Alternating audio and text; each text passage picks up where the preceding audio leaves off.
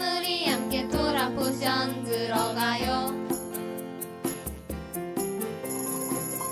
지금 우리 함께 베레시트 불러봐요. 베레시트 노아 레크레카바에라 하이사라 돌도트 바예트 바이실라 바이셰 피케츠 바이가시 바이가지죠. 네, 안녕하세요. 지난 나팔절부터 용키푸르 그리고 장막절, 초막절까지 굉장히 숨가쁘게 지내왔습니다. 그리고 주님이 명확하게 우리에게 말씀하고 계시는 것은 이제 마지막 때의 시간대 안으로 들어갔다라는 마음입니다. 그리고 그것들을 어떻게 준비해야 되는지에 대해서 우리에게 계속해서 도전하시고 말씀하고 계시는 것 같습니다. 또 이제 이번 주 밤부터 또 새로운 달로 들어갑니다. 헤시반 올. 헤시반 올이 될 때마다 성경의 달력으로 얘기하면 8월에 해당되는 건데요. 이 노아의 홍수와 함께 헤시반 올이 항상 우리 가운데 다가옵니다. 그럴 때마다 주시는 이 달에 특별한 의미들이 있습니다. 티슈리월, 그 초막절이 있는 모든 행사를 마치고 실제적인 새로움이 시작되는 달입니다. 우리가 함께 노하을을 해야 하면서 노아 주간은 늘 함께 이 헤시반월과 함께 됩니다. 그래서 이 헤시반월 새로운 차원이 시작되는 달과 함께 노아 토라포션을 함께 우리가 해갔으면 좋겠습니다. 베레시트 태초에 이어서 또 노하우가 시작됩니다. 계속해서 우리 창세기 베레시트 토라포션을 함께하고 있습니다. 베레시트 교재와 있습니다. 하나님 나라의 시작과 마침에 대한 창세기 12개 주제로 토라포션이 되어 있습니다. 이번 주 두 번째 노하입니다. 노하이죠. 창세기 6장 9절부터 11장 32절까지입니다. 다 같이 한번 6장 9절 읽어볼까요? 이것이 노아의 족본이라. 노아는 의인이요 엘레 톨도트 노하을 이러죠. 이것은 노아의 족보다 하면서 노아의 얘기로 들어가고 있습니다. 노아는 첫 번째로 말하는 게 의인이다라는 표현을 하고 있습니다. 우리가 함께 이 노하우 주간에 주님이 주시는 말씀을 함께 계속해서 보겠습니다. 베레시트 지난주에 이어서 이번 주 노하우입니다. 질문부터 하면서 같이 나눠보겠습니다. 홍수 심판을 날짜별로 정리해보고 새롭게 발견한 것, 그 다음에 성경의 달력을 두 가지 달력을 사용하는데 이 달력이 어떻게 이루어지는지도 잠깐 살펴보겠습니다. 크게 7개의 날짜가 나와 있습니다. 홍수에 대한 날짜가 나와 있는데요. 600세, 노아의 나이가 600세 때 2월 17일 홍수가 시작합니다. 40주야 동안 내리죠. 7장 11절 노아가 600세 되던 해 둘째 달 곧 그 달 11의 날에 2월 17일 그날에 큰 기쁨의 샘들이 터지며 하늘의 창문들이 열려 40주야를 비가 쏟아졌더라 라고 얘기하잖아요. 조금 후에 살펴보겠지만요. 여기서 둘째 달은 성경 올력에 해당하면 8월. 이 홍수 사건 이후에 계절이 바뀌는데요. 2월은 8월에 해당되는 겁니다. 그래서 헤시반월에 해당되는 겁니다. 그래서 홍수가 시작됩니다. 40일 동안. 그리고 150일 후 150일 동안 7월 17일까지 어떤 일이 벌이냐면 땅에 물이 넘친 후에 최고점에 도달해서 줄어들기 시작하는 기간이 물이 가득 차 있는 시간이 150일 동안입니다. 그리고 150일이 지나서 아라랏산에 방주가 머무르는 장면이 나와 있죠. 7장 18절을 같이 읽어볼까요? 물이 더 많아져 땅에 넘침에 방주가 물 위에 떠다녔으며 물이 땅에 더욱 넘침에 천하의 높은 산이 다 잠겨니 물이 물어서 15굽빗이나 오르니 산들이 다 잠기죠. 그 다음에 지면의 모든 생물을 쓸어버시니 곧 사람과 가축과 기는 것과 공중의 새까지라. 이들은 땅에서 쓸어버림을 당하였을 때 오직 노아와 그와 함께 방주에 있던 자들만 남았더라. 물이 150일을 땅에 넘쳤더라. 물이 땅에서 물러가고 점점 물러가서 150일 후에 줄어들고 그러죠. 150일 동안 넘쳤고 이제 150일이 지나면서 이제 조금씩 줄어들기 시작하고 일곱째 달 그 달 11의 날 이게 150일이 되는 날이거든요. 방주가 아라랏산에 머물렀다. 그래서 150이 일어나는 사건입니다. 그 다음에 10월 1일 물이 점점 늘어들이 열째 달 곧 그 달 초하루 날에 산들의 봉우리가 보였더라. 산들의 봉우리가 보였던 10월 1일 그 다음에 40일 후에 40일이 지나서 노아가 그 방주에 창문을 열고 까마귀를 내놓으며 까마귀가 물이 땅에서 마르기까지 날아 이리저리 다녔더라. 그리고 이 배에 안 들어오잖아요. 그가 또 비둘기를 내놓아 지면에서 물이 줄어드는지를 알고자 하며 온 지면에 물이 있으므로 비둘기가 발 붙일 곳을 찾지 못하고 방주로 돌아오죠. 40일 후에 까마귀는 보냈는데 이리저리 배회하면서 돌아오지 않죠. 아마 까마귀는 사체 위에서 고기를 뜯어 먹으면서 있었을 것입니다. 비둘기는 그걸 먹을 수 없는 존재죠. 그래서 비둘기는 돌아오는 것을 보게 됩니다. 그리고 다시 7일 후에 또 7일을 기다려 다시 비둘기를 방주에 내놓으며 저녁 때에 비둘기가 그에게 돌아왔는데 그 입에 감람나무 새 잎사귀가 있는지라 그러죠. 이에 노아가 땅에 물이 줄어든 줄을 알았으며 또 7일을 기다려 비둘기를 내놓으며 다시는 그에게로 돌아오지 아니하였더라. 그러므로 이제 비둘기가 먹고 살 수 있는 만큼의 땅이 다 보이고 나뭇잎 여러 가지가 있게 되는 거죠. 그래서 7일 후에는 비둘기가 감람나무 잎사귀를 가져오고 또 7일 후에는 돌아오지 않는 것이 나와 있습니다. 그리고 땅 위에 물이 거치고 601년 첫째 달 곧 그 달 초하루 날에 땅 위에서 물이 거친지라 노아가 방주 뚜껑을 제치고 본즉 지면에서 물이 거쳤더니 딱 1년 되는 601세 2월 27일 1년하고 10일이 지났는데요. 땅이 말라 방주에서 나오는 모습을 볼 수 있습니다. 둘째 달 21일 날에 땅이 말랐더라. 하나님이 노아에게 말씀하여 이르시되 너는 내 아들과 내 아들들과 내 며느리들과 함께 방주에서 나오고 너와 함께한 모든 혈육 있는 생물 곧 새와 가축과 땅에 기는 모든 것을 다 이끌어내라. 이것들이 땅에서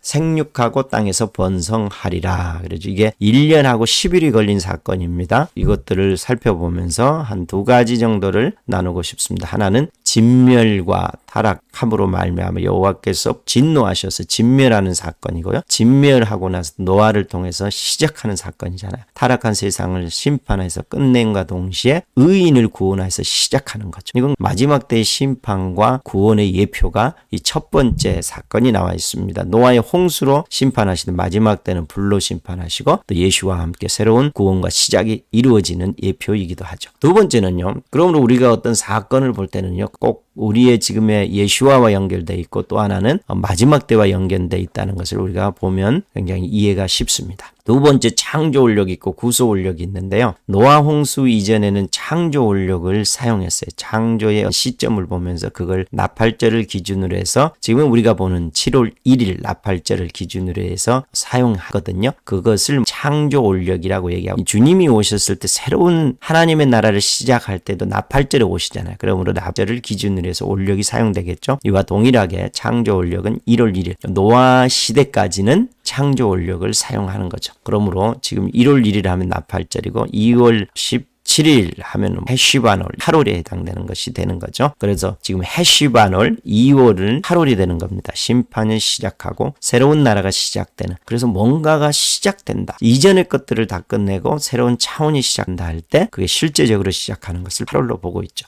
그다음에 티슈리언은 1월이니까 7월이고 나팔전에 물이 거치는 사건이 보게 됩니다. 그러므로 전혀 다른 차원이 시작된다라고 마지막 때에 전혀 다른 차원이 시작된다라고 하는 지금 올해가 굉장히 기대됨과 동시에 이 8월이 어떤 새로운 시작의 달이 될 것이다라는 마음이 있는 거죠. 셋 계열의 사람들이 가인 계열에 섞이는 사건이 벌어지죠. 이거 섞이면서 육신이 된다라고 표현합니다. 이 섞임의 역사로 일어나는 심판이잖아요. 홍수가. 그러므로 이게 역사적으로 어떤 일이 있었고 이거 섞임은 예배에 어떤 영향을 미치는지 봤으면 좋겠습니다. 보시면 가인 계열과 셋 계열이 창세기 6장 2절 3절에 섞이는 사건이 벌어지잖아요. 그래서 홍수 심판이 이루어지죠. 지난주 보셨죠? 6장 2절 하나님의 아들들이 셋의 계열들이 사람의 딸들의 가인의 계열들의 아름다움 보고 자기들이 좋아하는 모든 여자를 아내로 삼은지라 여호와께서 이르시되 나의 영이 영원히 사람과 함께 하지 아니하리니 이는 그들이 육신이 됨이라. 그러나 그들의 날은 120년이 되리라.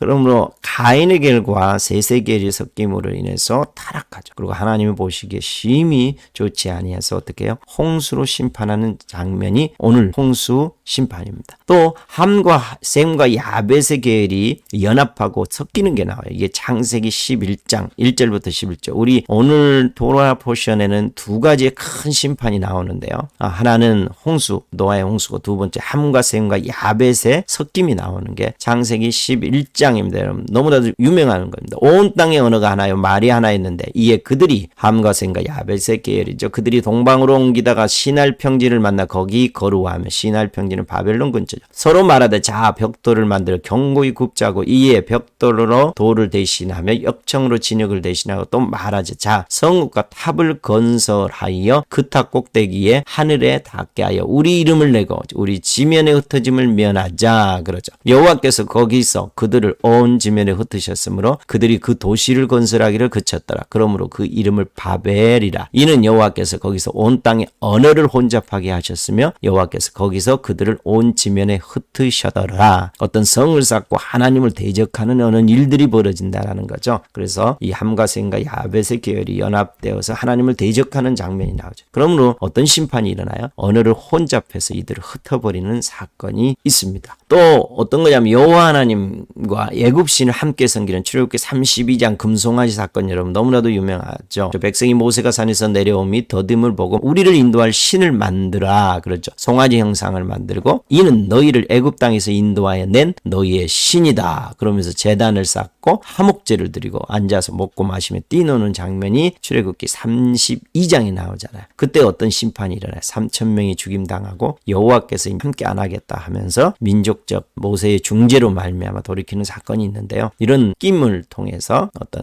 사건들이 일어나는 것을 우리 역사에서도 계속 보고요. 성경의 역사에서 계속 있습니다. 사사시대 가나안 족속 시대는 어땠나요? 사사시대 이스라엘과 가나안 족속이 섞이죠. 그래서 주변국들의 식민지가 되는 사건이 나오고 그때마다 또 사사가 나오고 그렇게 보여주잖아요. 그 다음에 남이스라엘과 북이스라엘이 주변 나라들과 섞이죠. 그래서 어떻게 해요? 멸망하고 포로 생활을 가잖아요. 아수르에 의해 멸망하고 포로 바벨론 포로에 들어가는 장면이 나오죠. 또 예수와 시대에 예수 그리스도 시대에 바리새인과 사두개인들이 그 전통을 소중하게 울고 또 정치적 어떤 연합들이 일어나죠. 그런 말면 그 종교적인 열심이 가해서 메시아를 알아보지 못하고 예수와를 십자가에 죽이는 사건까지 벌어지는 비극이 일어나죠. 그리고 현대 우리의 시대에는 어때요? 다른 종교와 혼합하기도 하고 정치적, 사상, 민족, 이 사역을 우선시하면서 어떻게 해요? 종교적 열심이 많아져요. 그렇죠? 혼합하죠. 그래서 지금의 시대는 어떻게 거룩함을 보기 어려운 우리에게는 어떤 탁월함, 이렇게 능력을 중요하시지 하나님 앞에 온전히 구별된 노아처럼 구별된 그런 의인들을 보기 어려운 시대죠. 그러므로 지금의 시대는요. 노아의 시대나 바벨 시대나 비슷하다라고 생각해요. 문제는요. 이런 섞임으로 노아 시대와 바벨 시대가 비슷할 때는 반드시 심판이 따른다라는 거죠. 섞임, 혼합은 아무리 종교적 열심이 있다 해도 거룩한 구별이 없으면 심판을 면할 수 없다. 지금 우리는 노아나 바벨 시대 거의 흡사하죠. 예수와의 오심으로 심판하시게 될 겁니다. 심판이 일어날 것이며 그리고 심판은 거룩한 자들의 회복을 통해서 새로운 하나님의 나라가 시작되는 것을 기대할 수 있습니다. 심판 곧 회복이 함께 일어나는 거죠. 그래서 지금 우리가 역사적인 섞임의 사건을 보면서 지금 우리가 어느 시대에 있는지 어떤 상태인지를 볼 수 있다는 것입니다.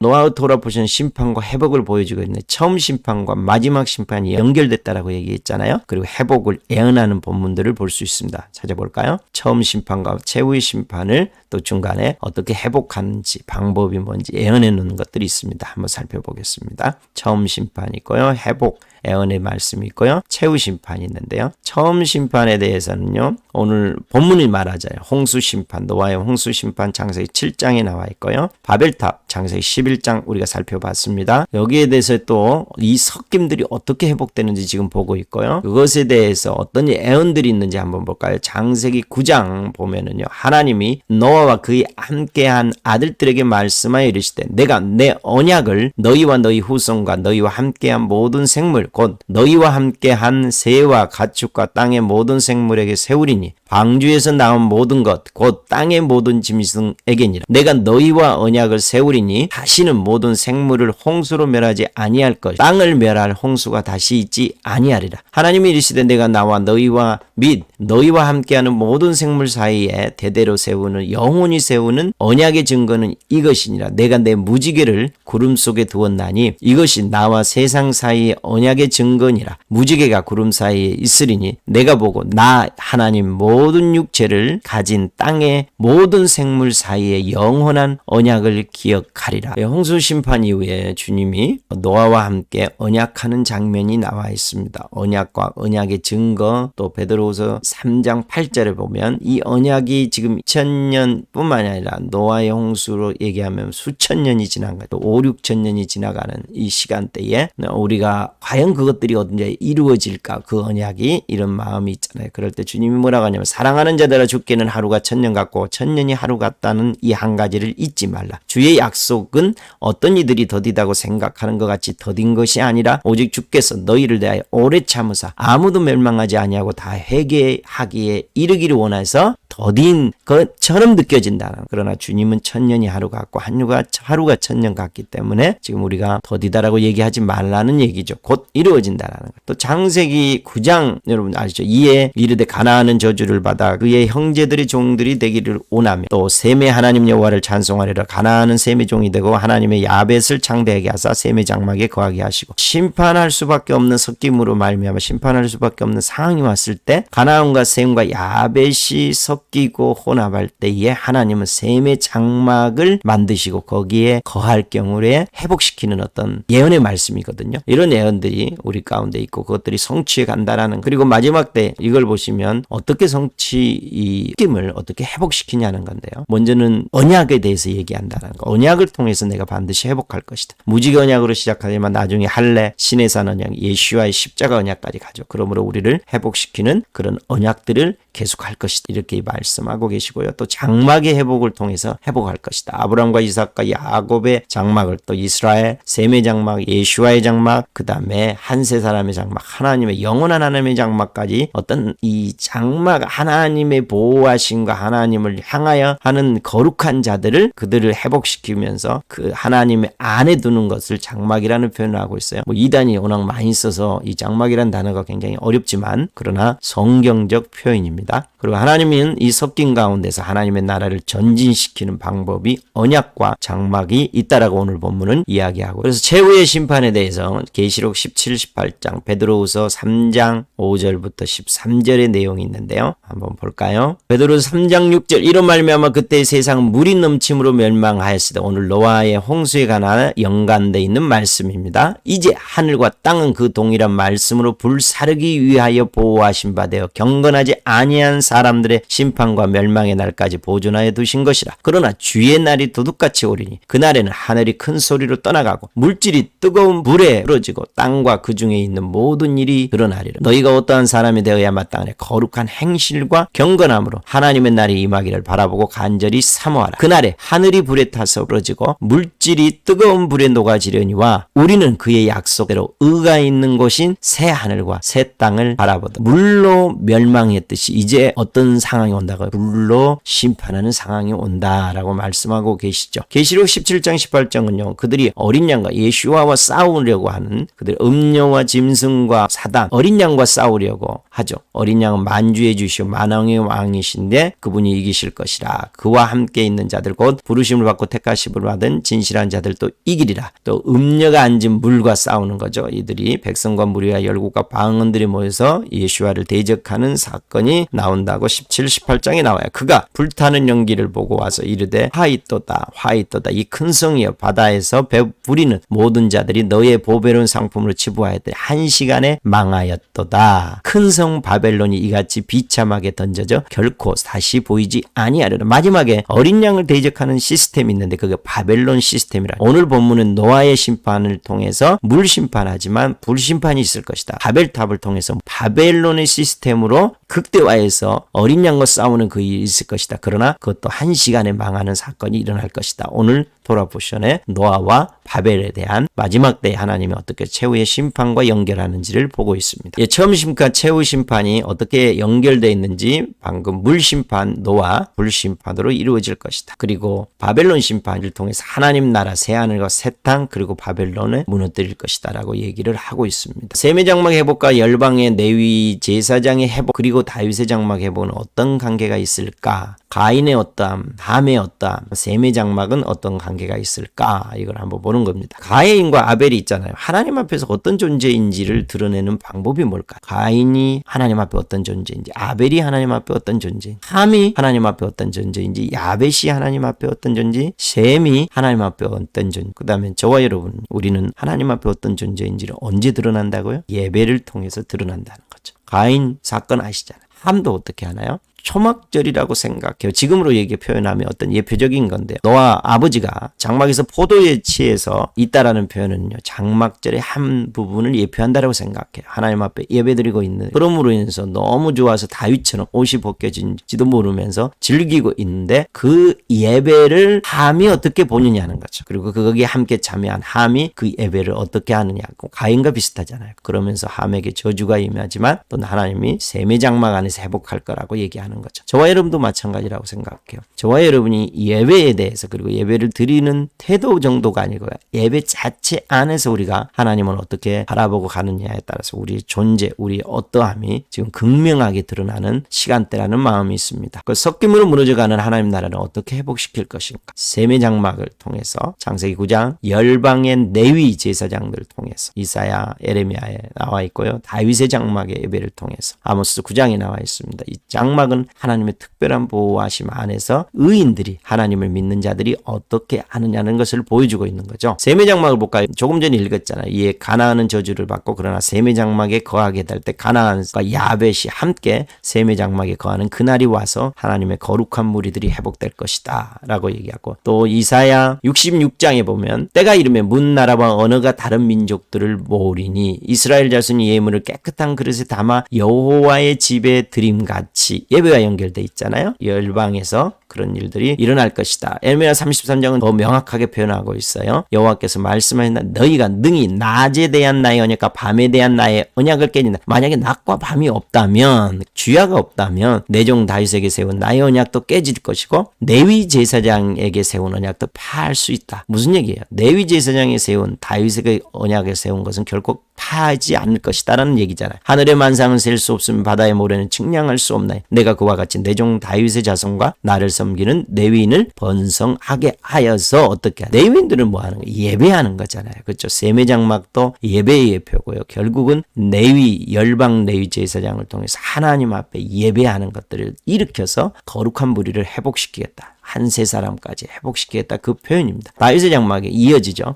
그날에 내가 다윗의 무너진 장막을 일으키고 그것들의 틈을 막으면 그 허물어진 것을 일으켜서 옛적과 같이 세우고 그들이 그저 유대인 이스라엘이죠. 에돔의 남은 자와 아랍인들이라고 표현할 수도 있고 내 이름으로 일컫는 만국 열방을 형제에서 그다음에 야곱 그다음에 모든 열방과 함께 다윗의 장막 안에서 예배하는 다윗의 장막은 24시간 아삭과 해만과 여두둔과 같은 레위인을 세워서 특별한 예배를 드렸던 것입니다. 그러한 장막이 회복되어 하나님의 나라가 어떻게 완성되는 것, 거룩한 무리들이 일어나는 것을 보게 될 것이다 라고 말씀하시는 거죠. 그래서 다윗의 장막의 회복을 통해서 결국은 셈의 장막의 회복의 말씀을 성취하는 거죠. 그래서 셈의 장막, 열방 레위 제사장 장막, 다윗의 장막이 함께 연관되어 있고 이것은 마지막 때 예수와 오시는 길을 예비하고 그리고 영원한 하나님의 장막 안에 머무는 그 길을 여는 것이라는 마음이 있습니다. 하나님 나라 회복 완성의 중심에는요. 아버지의 마음을 품는 예배자들이 드리는 예배, 경배로 이루어진다. 그래서 예배, 경배, 하늘 보호자의 경배가 일어나는 시간입니다. 하나님 나라의 구원이 온유면 한 세 사람이 셈의 장막 안에서 어떻게 탄생되고 회복가는지 그리고 바벨탑 홍수 사건은 인간의 섞임이잖아요. 이 심판을 통해서 회복하는데 이것들이 어떻게 이루어지는지 지금 계속 보고 있었습니다. 이 반복되는 겁니다. 심판을 통해서 어떻게 거룩한 사람들을 회복시켜서 하나님 나라를 완성해 가는 거잖아요. 창세기 10장 25절에 이런 표현이 있습니다. 에벨은 계속해서 셋의 계열을 얘기하죠. 두 아들을 낳고 하나의 이름은 벨렉이라. 이건 지금 이스라엘의 얘기를 하고 있거든요. 벨렉. 그 다음에 그때의 세상이 나뉘었습니다. 지금 바벨 사건을 얘기하잖아요. 세상이 나뉘인 사건. 벨렉의 아우의 이름은 욕단. 넘어왔다. 많은 사람들은 한민족까지 넘어왔다. 한민족의 조상이 욕단이라고 얘기를 하고 있습니다. 어쨌든 두 형제에 의해서 어떤 일들이 일어나고 계속해서 이들은 셈의 자손이라 메사에서 스발로 가는 길에 동쪽 산이었다라고 하면서 이들은 셈의 이 부분은 뭐 또 필요하시면 나중에 다루겠고요. 그냥 셈의 자손이다. 이 셈의 자손이 두 계열로 나눠졌다. 이 얘기를 하는 거죠. 그리고 나서 그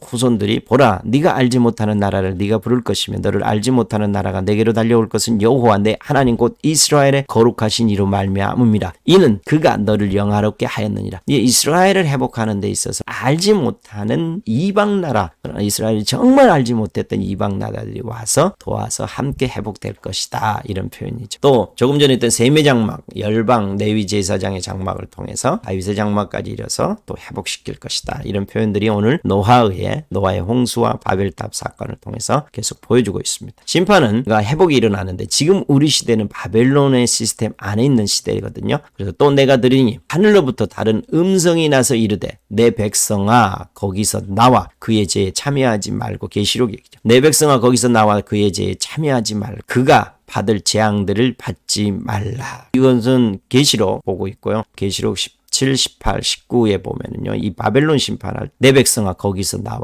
그의 죄에 참여하지 말고 이러잖아요. 에레미야도 50장, 52장, 51, 52장 가면 바벨론 심판 얘기할 내 백성아 거기서 나와라 얘기하는 거. 이 마지막 때에 우리가 지금 어떠한 시스템 안에 있는지를 보는 거죠. 그래서 너희가 하늘의 시스템 안으로 들어가기 위해서 바벨론 시스템에 나와야 될 것이다 라고 얘기하는 거죠. 마지막 때 예수와 맞이하는 무리가 되려면 우리가 바벨론 시스템에서 나와야 할 것입니다. 노하우 주간입니다. 심판과 회복의 과정을 통해서 특별히 셈의 장막, 온유면 다윗의 장막을 통해 하나님 나라를 완성해 가는 것들을 우리가 보고 있습니다. 베레시트 다시 창조되는 새 인류 한 세 사람을 통한 예수와 하마시아를 맞이할 시간, 하나님 나라가 완성되는 그날을 우리가 기다리면서 이 베레시트부터 올해부터 시작되는 이 창세기부터는 마지막 때를 우리의 눈으로 보면서 어떻게 준비하고 예수와를 맞이해야 되는지를 보는 그림들을 보게 되는 것 같습니다. 이번 주에 노하우 주간에는요. 홍수 심판으로 마지막 때 불의 심판으로 이어질 것이며 셈의 장막, 다윗의 장막으로 거룩한 한 세 사람이 회복돼서 하나님 나라를 완성하는 것들을 보게 될 것입니다. 그러므로 우리는 바벨론의 시스템에서 나와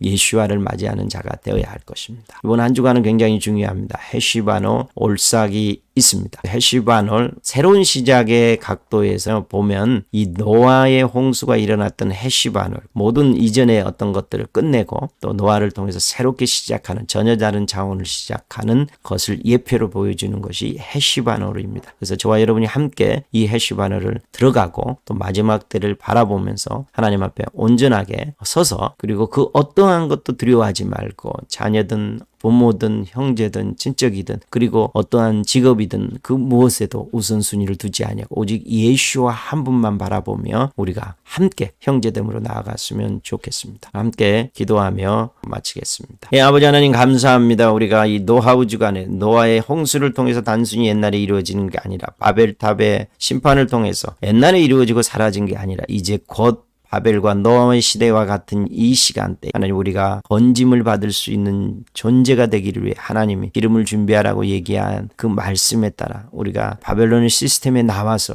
예수와의 시스템 즉 킹덤의 시스템 안에 머물게 하여 주시기를 주께 요청합니다. 지금은 우리 주 예수 그리스도의 은혜와 하나님의 사랑과 성령의 교통하심이 바벨론의 시스템에 나와 킹덤의 시스템만 쫓아가기를 원하는 그 어떠한 것도 예수와보다 더 우선순위에 두지 아니한 자녀 때문에 부모 때문에 친척 때문에 아니면 우리의 직업과 우리의 어떠한 것 때문에 두려워하는 그 모든 걸 내렸고 예수와만 쫓을 때 함께 갈 동역자 함께 갈 사람들과 형제자매와 함께 이 여정을 가기를 원하는 모든 분들을 위해 지금으로부터 영원토록 함께 계실지어다. 아멘.